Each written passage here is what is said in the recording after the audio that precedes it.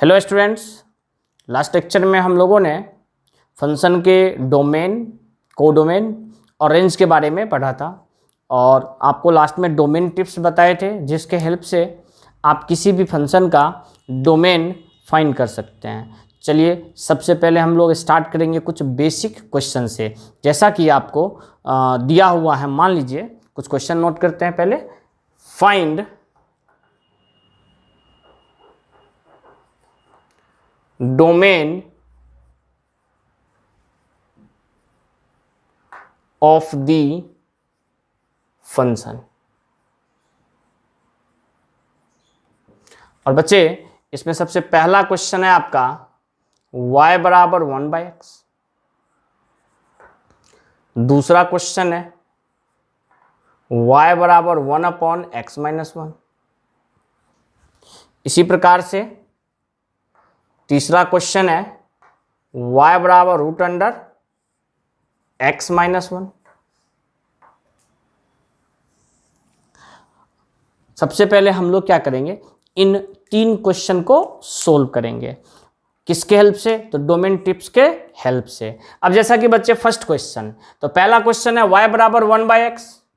तो यहां पे आपको डोमेन फाइंड करना है और डोमेन का मतलब होता है कि x का वो मान जिस पे फंक्शन डिफाइन हो, यानी कि फंक्शन एग्जिस्ट करना चाहिए, हमें x के वो वैल्यू रखने हैं। जैसे कि अगर हम यहाँ पे x के जगह पे बच्चे 0 रख देंगे, तो जैसे x 0 रखेंगे तो y बराबर क्या हो जाएगा 1/0। और 1/0 सब बच्चे जानते हैं क्या, कि इन्फिनिटी होता है। 1/0 क्या होता है बच्चे? तो इन्फिनिटी होता है। ये तो सबको जान रहे हो। तो आप ही बताओ, क्या 1/0 जो हम x के जगह पे 0 लिए हैं यहाँ पे संभव होगा? तो नहीं। बात को समझ रहे हो ना? तो यहाँ पे आपको x का वो मान रखना है जिसके लिए ये फंक्शन एग्जिस्ट करे, वही मेरा क्या कहला जाएगा? तो डोमेन।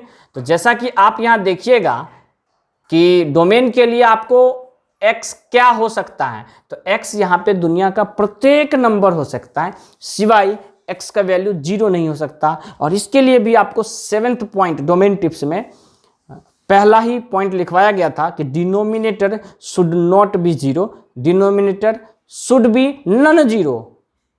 इसका यह मतलब या तो डिनोमिनेटर के बाई में 0 ना हो, कहने का मतलब डिनोमिनेटर 0 ना हो, या डिनोमिनेटर के बट्टा में नॉन 0 हो। नॉन 0 कहने का मतलब 0 के अलावा। ठीक, तो यहां पे x क्या नहीं हो सकता?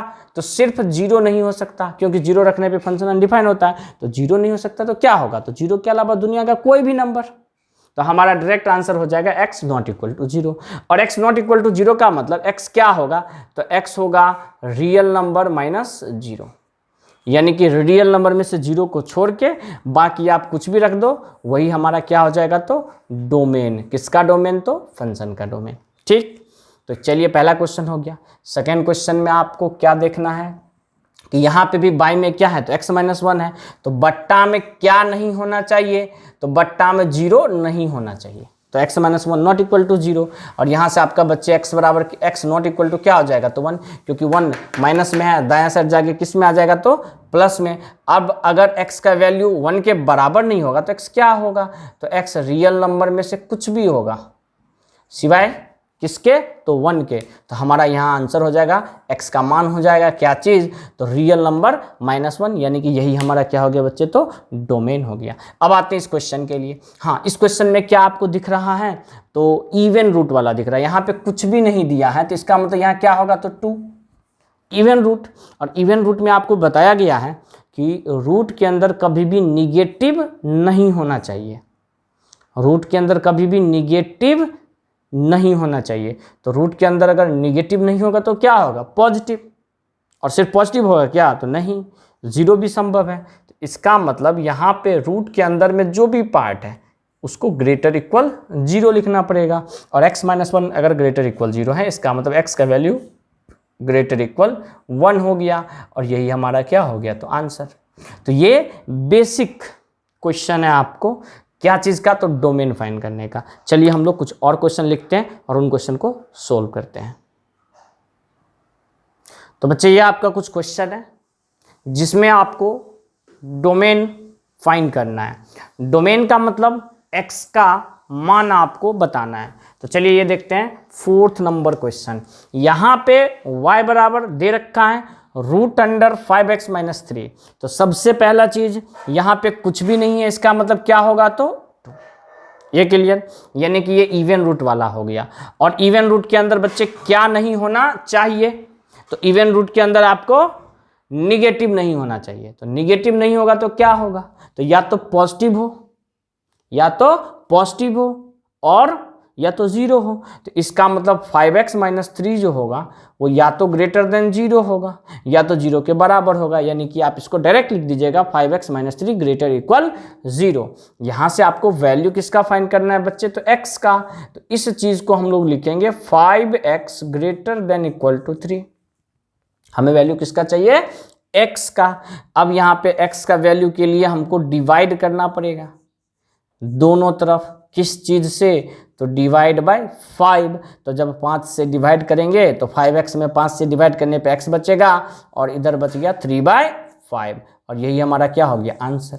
लेकिन इस आंसर को हमें नंबर लाइन पे इंडिकेट करना है। तो सबसे पहले आप नंबर लाइन खींचिए, यहाँ एक ही पॉइंट है, कौन सा, तो 3/5। अब ये देखिए कि x और 3/5 के बीच में ओपन है या क्लोज, तो क्लोज इंटरवल है। जो बच्चे को क्लोज और ओपन के बारे में नहीं पता हो वो यूट्यूब चैनल पे जाके इंटरवल जो लेक्चर है फंडामेंटल ऑफ मैथमेटिक्स का 3रा लेक्चर इंटरवल, उसे कंप्लीट देखिए, आपको इंटरवल के बारे में सारा चीज़ मिल जाएगा। तो चलिए यहाँ पे देखते हैं कि x क्या है, तो ग्रेटर देन इक्वल टू 3/5, यानी 3/5 से अधिक। कितना अधिक, तो वो तो दिया नहीं है, इसका मतलब ये कहाँ तक जाएगा, तो इन्फिनिटी तक। और इसी चीज़ को बच्चे हम लिखेंगे x बिलोंग्स टू 3/5 से लेके इन्फिनिटी। 3/5 पे क्लोज इंटरवल और इन्फिनिटी पे ओपन इंटरवल, और यही हमारा क्या हो गया, तो आंसर। अब जैसा कि क्वेश्चन नंबर 4 और क्वेश्चन नंबर 5 बहुत सारे बच्चों को सेम दिख रहा होगा, जो कि है नहीं। क्वेश्चन सेम है, ये इवन रूट वाला है तो ये क्यूब रूट वाला, यानी कि ये ऑड रूट वाला है। ऑड कहने का मतलब ये क्यूब रूट है ना, तो क्यूब रूट के अंदर निगेटिव पॉजिटिव कुछ भी संभव है, निगेटिव पॉजिटिव कुछ भी रह सकता है।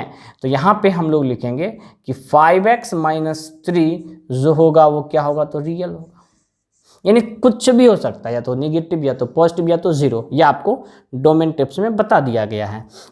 अब यहाँ पे आपका 5x क्या होगा, तो 5x belongs to real number में अगर 3 जोड़ते हैं तो भी रियल ही नंबर होगा। अब हमें तो x का वैल्यू चाहिए, तो 5 से डिवाइड भी करोगे तो रियल नंबर में किसी भी चीज़ से भागा देने पे भी वो रियल नंबर ही आता है। इसका मतलब यहाँ x का वैल्यू डायरेक्ट हो गया रियल नंबर, यानी कि x belongs to capital R। अब बहुत बच्चे समझ नहीं रहे होंगे कैपिटल R को, यानी कि रियल नंबर को। तो रियल नंबर का मतलब होता है -इन्फिनिटी से इन्फिनिटी। और रियल नंबर के बारे में विशेष जानने के लिए आप फंडामेंटल ऑफ मैथमेटिक्स का लेक्चर 2 नंबर सिस्टम वो देखिए। अब आते हैं हम लोग नेक्स्ट क्वेश्चन पे। इस क्वेश्चन को देख के बस आपको इतना फील आना चाहिए कि सर बोले हैं कि बाई में, किसी भी फंक्शन के बाई में, बाई यानी कि न्यूमरेटर अंश ऊपर हो गया और बट्टा में डिनोमिनेटर यानी कि हर हो गया। तो बट्टा में क्या नहीं होना चाहिए, तो 0 नहीं होना चाहिए। तो फॉर डोमेन x - 1 और x - 2 नॉट इक्वल टू 0, और x - 1 x - 2 अगर नॉट इक्वल टू 0 है, इसका मतलब x नॉट इक्वल टू क्या हो जाएगा, तो 1, 2, यानी कि x का वैल्यू 1 और 2 नहीं होगा। अब आप ही बताओ कि अगर x का वैल्यू 1 और 2 नहीं होगा तो क्या होगा, तो इसका मतलब x का वैल्यू रियल नंबर, दुनिया का प्रत्येक नंबर हो सकता है सिवाय किसके, तो 1 के और 2 के, यानी कि रियल नंबर -1, 2, और यही हमारा क्या हो गया बच्चे, तो आंसर। ठीक है, अब हम लोग नेक्स्ट क्वेश्चन पे मूव करते हैं। फिर से यहाँ आपको क्या दिख गया, तो इवन रूट। यहाँ पे कुछ नहीं है, इसका मतलब 2 है। कोई बच्चा जवाब दिया था लास्ट लेक्चर में लाइव क्लास में, सर कुछ नहीं दिया है तो 1। तो ये गलती नहीं करना, इस रूट के अंदर कुछ भी नहीं दिया है, इसका मतलब कितना है, तो 2 है। हाँ, तो सबसे पहला चीज x² + 1 इवन रूट है तो निगेटिव तो नहीं होगा, तो क्या होगा, तो 0 या पॉजिटिव। तो 0 या पॉजिटिव के लिए हम लोग ग्रेटर इक्वल 0 लिख दिए, यानी कि x² + 1 ग्रेटर इक्वल 0 होना चाहिए। तो आप ये तो क्लियरली देख रहे हो ना कि x² हमेशा क्या होता है, तो पॉजिटिव। एक्स स्क्वायर हमेशा क्या होता है तो पॉजिटिव, पॉजिटिव में अगर एक जोड़ेंगे तो एक्स क्या हो जाएगा तो ग्रेटर इक्वल 0 ही होगा। तो अगर हम आपसे पूछे कि यहाँ एक्स का वो वैल्यू बताओ जो कि इस क्वेश्चन को सेटिस्फाई करे, तो यहाँ पे आप क्या बोलोगे, सर एक्स यहाँ पे रियल नंबर हो जाएगा, यानी कि आप एक्स के जगह पे कुछ भी रखो हमेशा ये 0 से अधिक ही आएगा। फिर कोई बच्चा बोलेगा सर एक्स का वैल्यू आप डायरेक्ट कैसे फाइंड कर दिए, तो देखिए हम आपको फिर से बताना चाहेंगे कि डोमेन क्या है। तो एक्स का वो मान जो फंक्शन को डिफाइन करे वही डोमेन है। एक्स का वो मान जो फंक्शन को डिफाइन करे वही क्या है, डोमेन है। हमें यहाँ से एक्स का वैल्यू चाहिए, जैसा कि यहाँ x square plus 1 greater equal 0 दिया है, तो हम आपसे ये पूछना चाह रहे हैं कि एक्स का हम क्या मान रखें कि ये 0 से अधिक दे दे वैल्यू टोटल। तो सब बच्चों को पता है कि ये भी पॉजिटिव आएगा और पॉजिटिव में एक जोड़ेंगे तो हमेशा पॉजिटिव आएगा, और पॉजिटिव तो हमेशा 0 से क्या होगा अधिक ही होगा। तो हम यहाँ पे x के जगह पे दुनिया का कोई भी वैल्यू निगेटिव वो रखेंगे तो स्क्वायर की वजह से पॉजिटिव हो जाएगा, और पॉजिटिव रखेंगे तो पावर 2 पॉजिटिव ही आएगा। तो यहाँ पे हम दुनिया का कोई भी वैल्यू रखें ये इस इक्वेशन को सेटिस्फाई करेगा। लेकिन फिर भी बहुत बच्चे कहेंगे नहीं सर इसको थोड़ा सा और अलग तरीके से बताइए। तो चलिए इसको हम अलग तरीके से ये बता सकते हैं कि सबसे पहले +1 को राइट से लेके गए तो क्या हो जाएगा -1, ठीक है। और अगर आपको इसमें समझ में नहीं आ रहा है तो इसका मतलब आपने इनइक्वालिटी अच्छे से नहीं पढ़ा है, और इनइक्वालिटी के लिए आप fundamental of mathematics lecture 4 inequalities करके दिया होगा, आप यूट्यूब चैनल पे देखिए, वो पब्लिक किया हुआ है, वो 11th के बच्चों के लिए है, ठीक है। तो जैसे ही हम आपसे पूछे कि एक्स स्क्वायर का वैल्यू बताओ कब -1 से अधिक होगा, तो आप भी जान रहे हैं कि एक्स स्क्वायर हमेशा पॉजिटिव होता है, एक्स स्क्वायर हमेशा क्या होता है पॉजिटिव, और पॉजिटिव चीज हमेशा निगेटिव चीज से क्या होगा तो बड़ा ही होगा। तो इसका मतलब तुम एक्स की जगह पे कुछ भी रख दो, तो कुछ भी रख दो कहने का मतलब क्या, तो रियल नंबर, यानी कि x बिलोंग्स टू r मेरा क्या हो गया तो आंसर। तो आप या तो इस तरीके से जाओ या डायरेक्ट ये तरीका अपनाओ, दोनों ही सेम तरीका है, दोनों में ही सेम आंसर आएगा। अब आते हैं लास्ट क्वेश्चन पे। क्वेश्चन को देख के लग रहा होगा भारी भरकम, नहीं, आपको डोमेन निकालने के लिए बस इतना ध्यान रखना है कि डोमेन टिप्स में सर क्या सब बताए थे।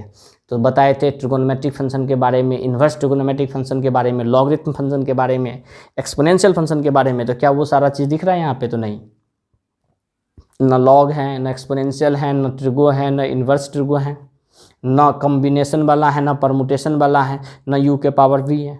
तो इसका मतलब डायरेक्ट आपको ये सोचना है कि सर कुछ भी हो बट्टा में 0 नहीं होना चाहिए, कुछ भी हो बट्टा में 0 नहीं होना चाहिए। तो बाई में अगर 0 नहीं होगा कहने का मतलब x स्क्वायर -4 का वैल्यू 0 के बराबर नहीं होना चाहिए, ठीक है। और अगर x स्क्वायर -4 0 के बराबर नहीं होगा इसका मतलब x स्क्वायर का वैल्यू 4 के बराबर नहीं होना चाहिए।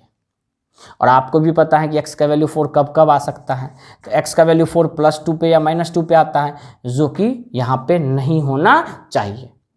अब आपका आंसर तो आ गया, यही आपका आंसर हो गया। आप यहाँ पे भी आंसर छोड़ देते हो तो भी आपका ये सही होगा।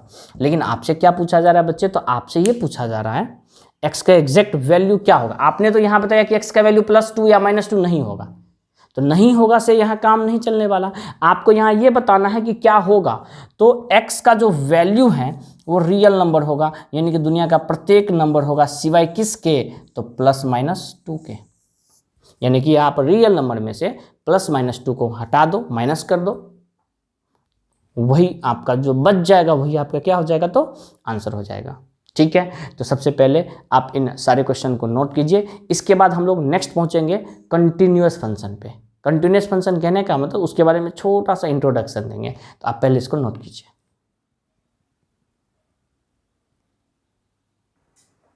तो रेंज और डोमेन के बेसिक क्वेश्चन के बाद बच्चे आपका जो नेक्स्ट हेडिंग होगा वो हो जाएगा कंटिन्यूअस फंक्शन। तो हम लोग थोड़ा बहुत पहले अभी जानेंगे किसके बारे में, तो कंटिन्यूअस फंक्शन के बारे में। तो हेडिंग दे दीजिए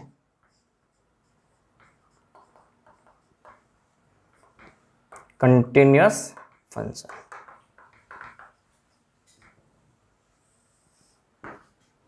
और इसमें आप डायरेक्ट लिखना है आपको कि a function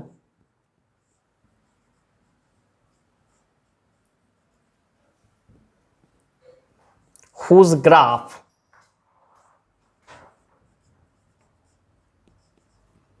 can be drawn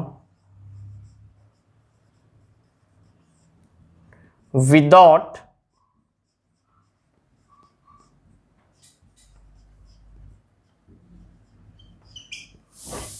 taking up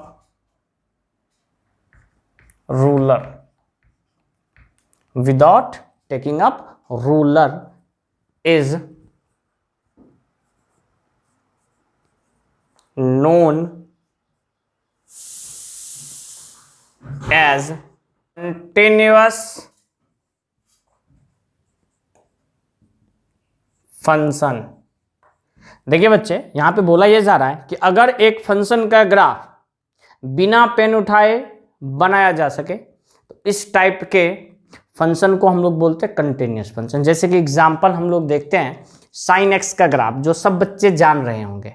तो एग्जांपल में लिखिए y बराबर साइन एक्स। अब साइन एक्स का ग्राफ बच्चे कुछ इस तरीके से होता है कि ये हो गया आपका एक्स एक्सिस, ये हो गया आपका वाई एक्सिस,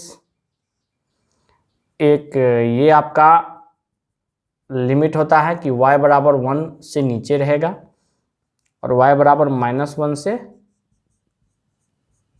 ऊपर रहेगा। और जब आप बच्चे साइन का ग्राफ बनाते हो तो साइन का ग्राफ अगर यहाँ से हम स्टार्ट करते हैं तो ये कुछ इस तरीके से ये आपको चलते रहेगा, चलते रहेगा, चलते रहेगा, चलते रहेगा, चलते रहेगा, चलते रहेगा। कहाँ तक? तो ये कोई इसका अंत नहीं है, लिमिट नहीं है। कहने का मतलब ये जो आपको साइन का ग्राफ है ये -इन्फिनिटी से चल के आता है और कहाँ तक जाता है? तो इन्फिनिटी तक जाता है। तो इस टाइप के ग्राफ को बनाने में हमें कहीं भी पेन उठाने की ज़रूरत नहीं पड़ी। तो इस वजह से इसे हम लोग क्या बोलते हैं? तो कंटिन्यूअस फंक्शन। ठीक है। अब जैसे एक और एग्जाम्पल देख लीजिए, सेकेंड वाला, y बराबर 10x का। लास्ट टाइम लाइव क्लास में हमने पूछा था तो कुछ बच्चे आंसर नहीं दे पाए थे। 10x का जो ग्राफ बनेगा वो कैसा बनेगा? तो उम्मीद करते हैं अभी आप देखिएगा अच्छे से।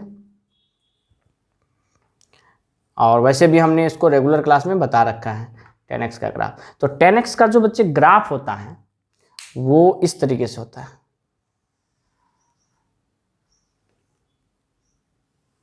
कुछ इस तरीके से, फिर इसके बाद कुछ इस तरीके से, कुछ इस तरीके से।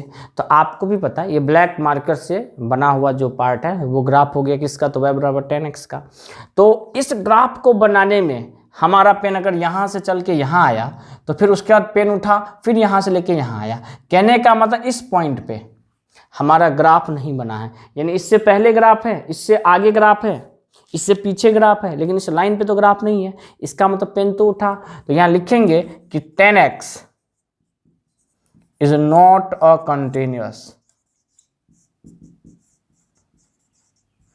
10x आपका जो है वो कंटिन्यूअस फंक्शन नहीं है, जबकि sin x कंटिन्यूअस फंक्शन है। हाँ, अगर यही बोलते हैं कि सर ये तो 0 डिग्री होता है, ये 45 डिग्री होता है, ये -45 डिग्री होता है, तो सॉरी 90 डिग्री, ये 0, ये -90। तो अगर हम बोले कि -90 से 90 के बीच में, तो हाँ -90 से 90 के बीच में ये जो आपका ग्राफ है ये बिना पेन उठाए बनेगा। तो उस समय पर 10x क्या हो जाएगा? तो कंटिन्यूअस। तो आप ये ध्यान रखिएगा सिंपल वे में। वैसे तो कंटिन्यूटी आपका एक चैप्टर ही है जो कि हम लोग आफ्टर लिमिट पढ़ते हैं। बिना लिमिट के कंटिन्यूटी एंड डिफरेंशिएबिलिटी हम लोग पढ़ ही नहीं सकते। और यही रीज़न है कि लिमिट को 11th में ना पढ़ा के 12th में पढ़ाना बहुत ज़्यादा ज़रूरी है। ठीक है। तो आप ध्यान रखिएगा कि अगर किसी फंक्शन का ग्राफ बिना पेन उठाए बनाया जा सके तो कंटिन्यूअस, अदरवाइज डिसकंटिन्यूअस, जो कि आगे हम लोग जानेंगे। अब इसके बाद इसी में एक और पॉइंट लिख लीजिए, for a continuous function, for a continuous function the interval of minimum to maximum value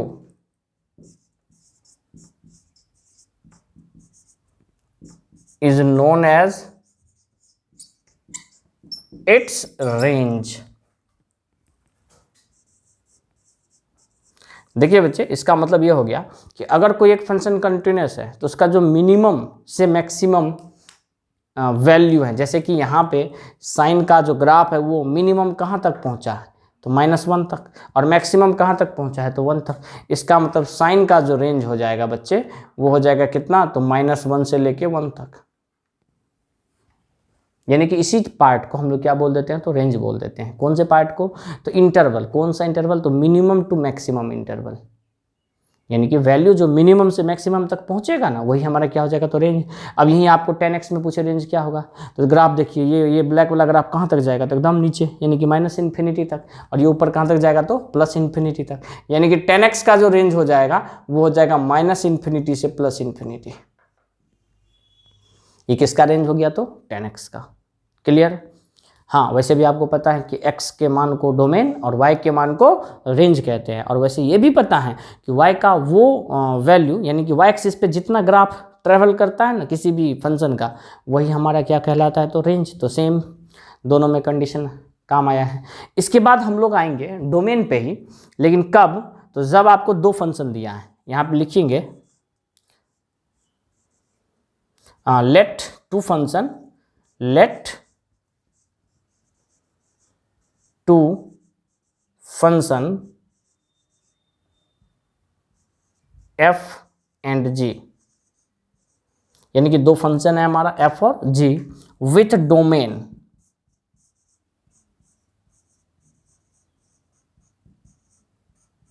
d1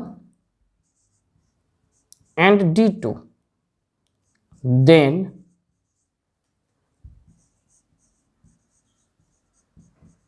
domain of following are. कह रहा है कि दो फंक्शन है, एक फंक्शन है f और एक फंक्शन है g। पहले का डोमेन d1, दूसरे का डोमेन d2।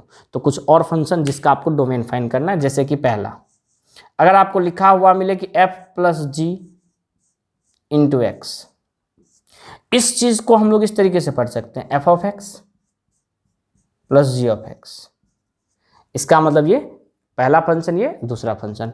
और आपको पता है कि इसका भी डोमेन d1, इसका डोमेन d2। तो अब अगर इन दोनों के सम का डोमेन चाहिए, तो इसका जो डोमेन हो जाएगा बच्चे, इसका क्या चीज, तो डोमेन जो हो जाएगा, तो डोमेन इसका हो जाएगा आपको d1 और d2 का इंटरसेक्शन। यानी कि d1 और d2 में जो कॉमन पार्ट आएगा वही हमारा क्या कहला जाएगा, तो इन दोनों के डोमेन, कहने का मतलब fx प्लस gx का डोमेन। अब यहीं पे दूसरा क्वेश्चन आता है कि सर अगर f माइनस जी रहे, यानी कि पहला फंक्शन में से दूसरा फंक्शन को माइनस कर दिए, यानी कि fx माइनस जी एक्स, इसका डोमेन क्या हो जाएगा, तो बच्चे इसका जो डोमेन हो जाएगा, इसका जो डोमेन हो जाएगा वो हो जाएगा d1 इंटरसेक्शन d2। यानी कि d1 d2 के इंटरसेक्शन जो भी होंगे वही हमारे डोमेन हो जाएंगे fx माइनस जी एक्स के। और सिमिलरली अगर f इंटू जी के साथ x रहे, यानी कि fx के बाई में gx रहे, सॉरी इंटू है ना, तो पहले इंटू वाला अच्छे से देख लीजिए, fx इंटू जी एक्स, तब जो जाके इसका डोमेन आपसे पूछा जाएगा, तो इसका भी डोमेन वही चीज हो जाएगा कि d1 d2 का इंटरसेक्शन। और लास्ट में जो आपका फोर्थ पॉइंट होगा कि f बाई जी,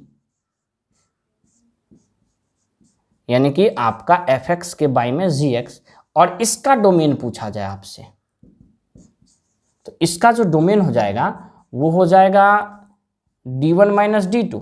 यानी कि d1 और d2 का इंटरसेक्शन तो होगा ही, बस ख्याल ये रखना है कि वो पार्ट इसमें से माइनस हो जाएगा। कौन सा पार्ट माइनस हो जाएगा, तो जिस टाइम पे gx 0 हो, जिस टाइम पे आपका gx क्या हो, 0 हो, क्योंकि बाई में कभी भी 0 नहीं हो सकता। तो जिस टाइम पे gx 0 होगा, यानी कि डिनोमिनेटर वाला फंक्शन जिस टाइम पे 0 होगा, तो वो वाला पार्ट सिर्फ इस d1 इंटरसेक्शन d2 में से घट जाएगा, हट जाएगा। यानी कि d1 और d2 के इंटरसेक्शन फाइंड करने के बाद भी बाई में जब भी 0 आए, जो भी पार्ट पे 0 आए, उस पार्ट को उस इंटरसेक्शन वाले में से माइनस कर देना है। और इस पे हम लोग एक आध क्वेश्चन करके आपको दिखा देते हैं, बस आपको ये प्रॉपर्टी ध्यान रखना है, ठीक है। तो चलिए पहले इसको नोट कीजिए।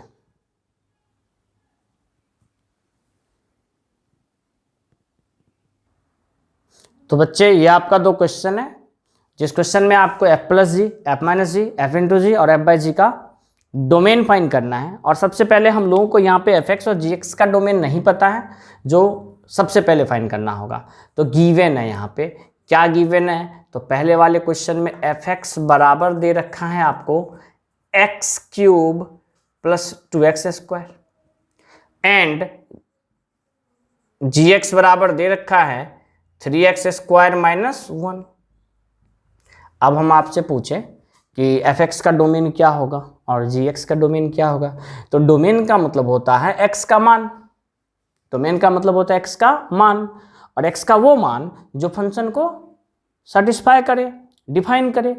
तो हम लोग इसका सॉल्यूशन कुछ इस प्रकार से सोचते हैं कि x का कौन सा ऐसा मान रखे, x का कौन सा ऐसा मान रखे जो इस फंक्शन को अनडिफाइंड बना दे, x का कौन सा ऐसा मान रखे जो इस फंक्शन को अनडिफाइंड बना दे, यानी कि खराब कर दे फंक्शन को।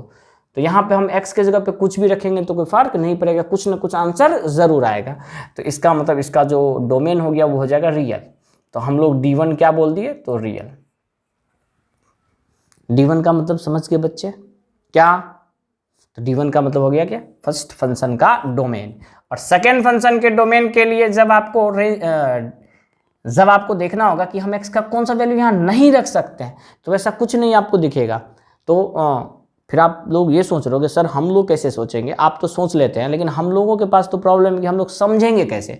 तो देखिए ध्यान ये रखना है कि अगर लॉगरिथम फंक्शन है तो डोमेन टिप्स बता दिए हैं, एक्सपोनेंशियल हैं वो भी बता दिए हैं, trigo, inverse trigo, permutation, combination और फंक्शन का पावर फंक्शन, तो इन सारे चीज़ों के लिए बता दिया गया है। इनके अलावा 4 चीज़ और बताया गया था, रूट वाला पार्ट, एक इवन रूट के लिए, एक और रूट के लिए, एक 0 के पावर 0 के लिए और एक डिनोमिनेटर के लिए। क्या डिनोमिनेटर के लिए बताया गया था कि बाई में कभी भी 0 नहीं होना चाहिए। इसके अलावा आपको कोई भी पॉलिनोमियल फंक्शन दिखे, ये तो पॉलिनोमियल है ना, कितने डिग्री का, तो 3 डिग्री का, और ये पॉलिनोमियल है कितने डिग्री का, 2 डिग्री का। तो जब भी पॉलिनोमियल फंक्शन दिखे और बाई में कुछ ना हो तो सीधे आंख बंद करके उसका जो डोमेन बोलेंगे वो बोल देंगे रियल। क्या बोल देंगे, रियल। मतलब x का यहाँ पे हम प्रत्येक वैल्यू रख सकते हैं। तो यहाँ भी रियल और यहाँ भी रियल। अब जैसा कि आपसे पूछेंगे कि रियल और रियल का इंटरसेक्शन यानी कि कॉमन क्या आएगा, दोनों रियल में कॉमन क्या आएगा, तो दोनों रियल में कॉमन आपका क्या आएगा, तो रियल ही आएगा। क्या आएगा, रियल ही आएगा।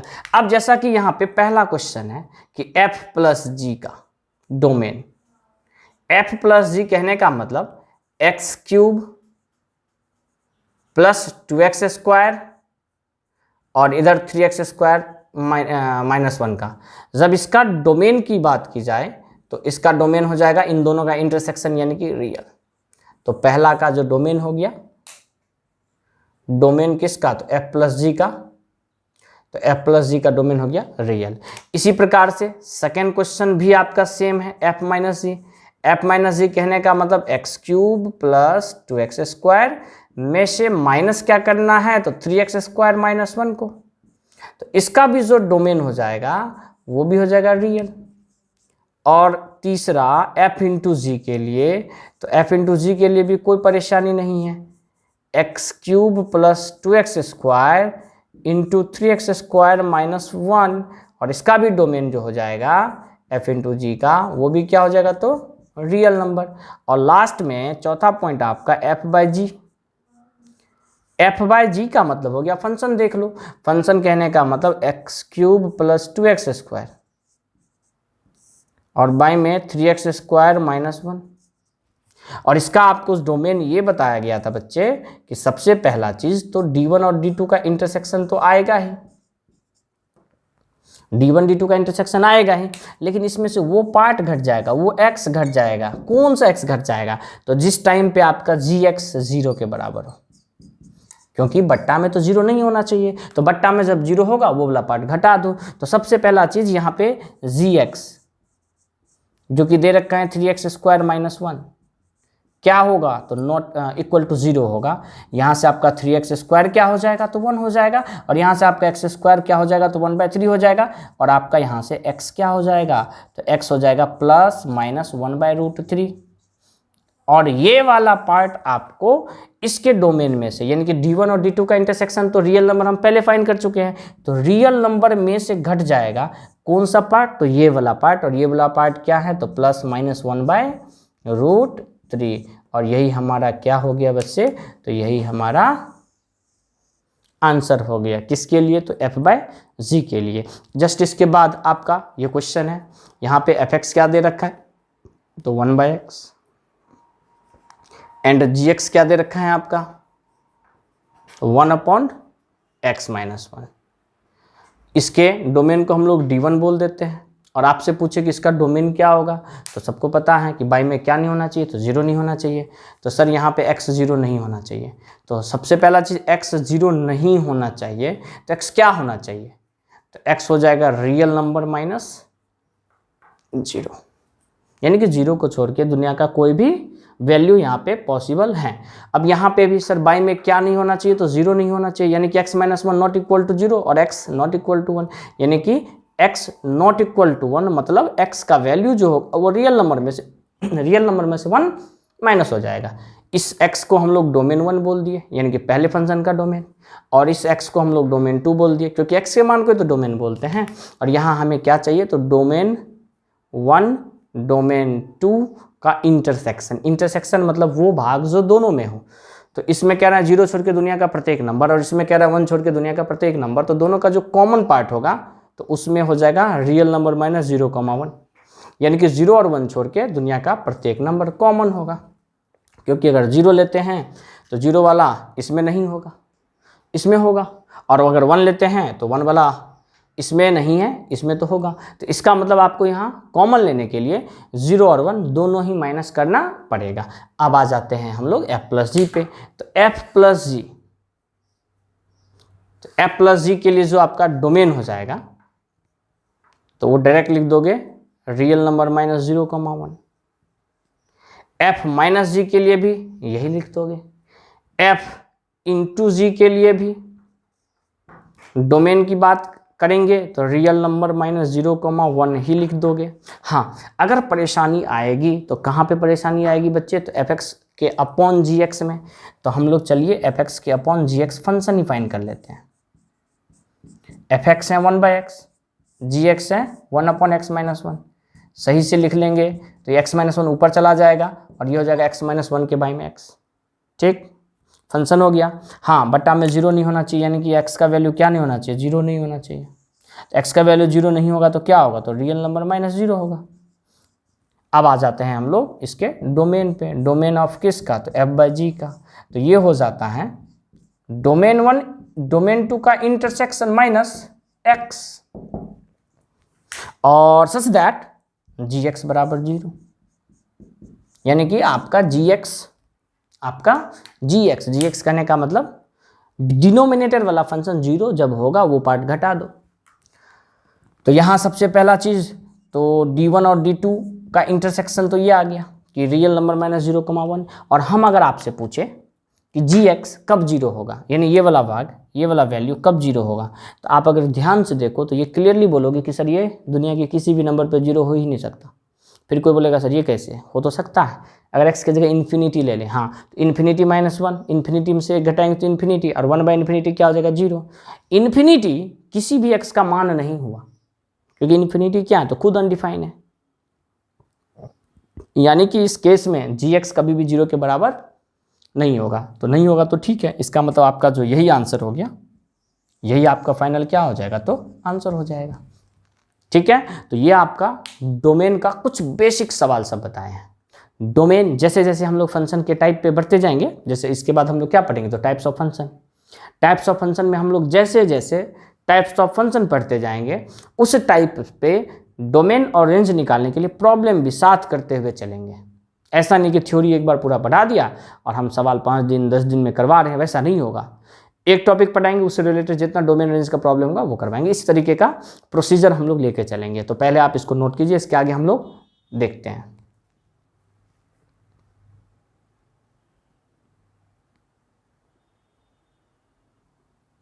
तो बच्चे इसके बाद है आपका क्लासिफिकेशन ऑफ फंक्शन। तो आप हेडिंग दे दीजिए classification of function.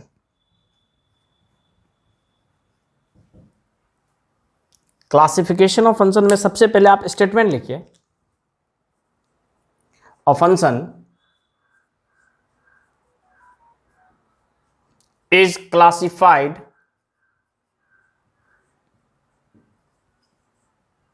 Bye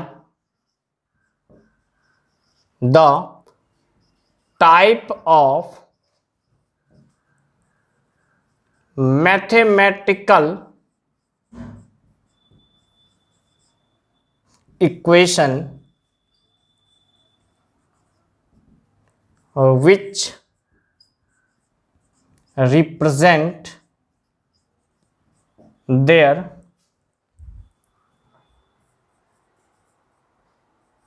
relationships।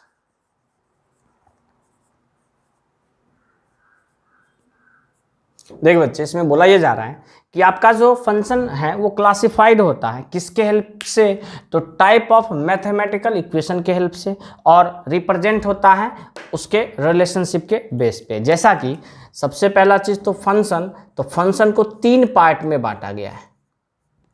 Function को कितने पार्ट में, तो 3 पार्ट में।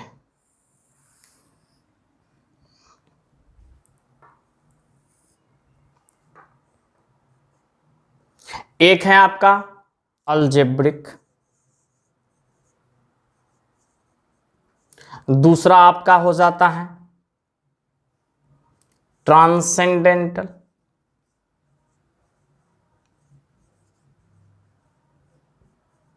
और तीसरा आपका हो जाता है पीस वाइज।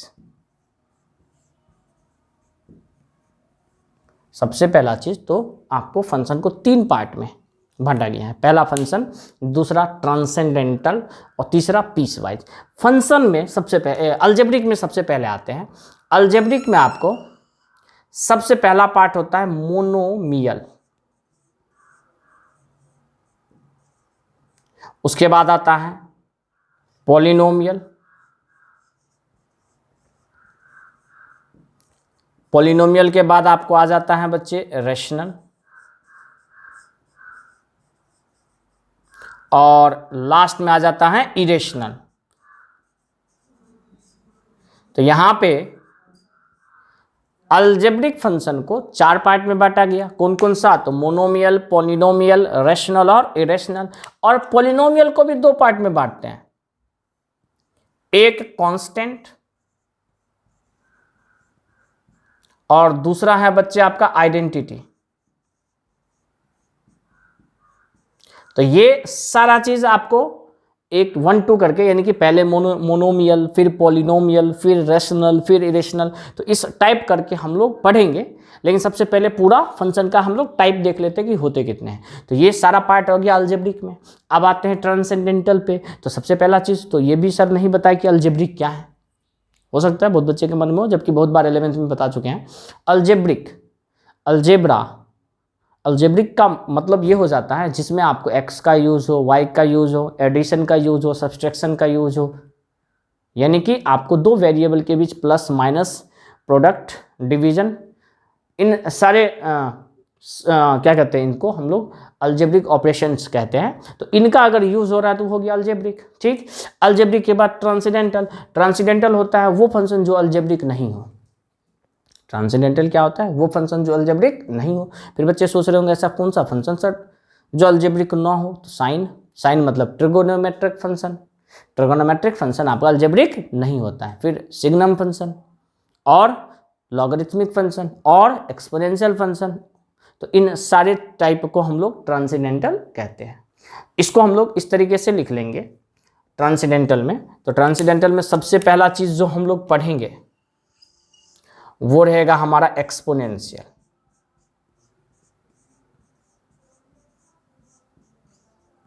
एक्सपोनेंशियल के बाद इसमें हम लोग पढ़ेंगे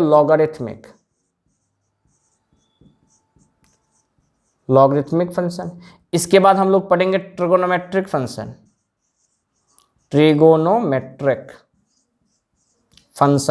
और ट्रिगोनोमेट्रिक के बाद हम लोग पढ़ेंगे इनवर्स ट्रिगोनोमेट्रिक फंक्शन। आप इसके आगे फंक्शन लिख भी सकते हो, नहीं भी लिख सकते हो, ये सारा तो फंक्शन ही है। ठीक है, तो ये 4 पार्ट हम लोग पढ़ेंगे ट्रांसेंडेंटल में। हाँ, सिग्नम ट्रांसेंडेंटल तो हुआ, लेकिन उसको हम लोग पढ़ेंगे पीस वाइज में। किसमें पढ़ेंगे? पीस वाइज में। तो पीस वाइज में हम लोग जो पढ़ने वाले हैं वो एक तो आपका रह जाएगा मॉडुलस, मॉडुलस फंक्शन। दूसरा आपका रह जाएगा सिग्नम फंक्शन। इसके बाद बच्चे आपका ग्रेटेस्ट इंटीजर, तो इसको हम लोग इस मार्कर से लिखते हैं greatest integer, greatest integer function. Greatest integer के बाद आपका आता है fractional part, fractional part function, और लास्ट में आपका इसमें आएगा लिस्ट इंटीग्रल पार्ट या लिस्ट इंटीग्रल फंक्शन। तो ये है आपका फंक्शन का क्लासिफिकेशन, कहने का मतलब फंक्शन के टाइप्स। इसको आप फंक्शन के टाइप्स भी पढ़ सकते हो। और इन सारे पार्ट को, इन जितने भी ये टाइप लिखे, यानी कि अलजेब्रिक से सबसे पहले हम लोग स्टार्ट करेंगे और लास्ट तक, लास्ट क्या है तो लिस्ट इंटीग्रल या लिस्ट इंटीजर फंक्शन भी बोलते हैं, तो लास्ट तक हम लोग टाइप बाय टाइप 1 to 1 करके पढ़ेंगे, जो कि आपको नेक्स्ट लेक्चर में होगा। तो आज के लेक्चर में हम लोग बस इतना ही रखेंगे। चलिए लास्ट में फिर बढ़िया से इसको नोट कर लीजिए, बाकी मिलते हैं लाइव क्लास में। Thank you.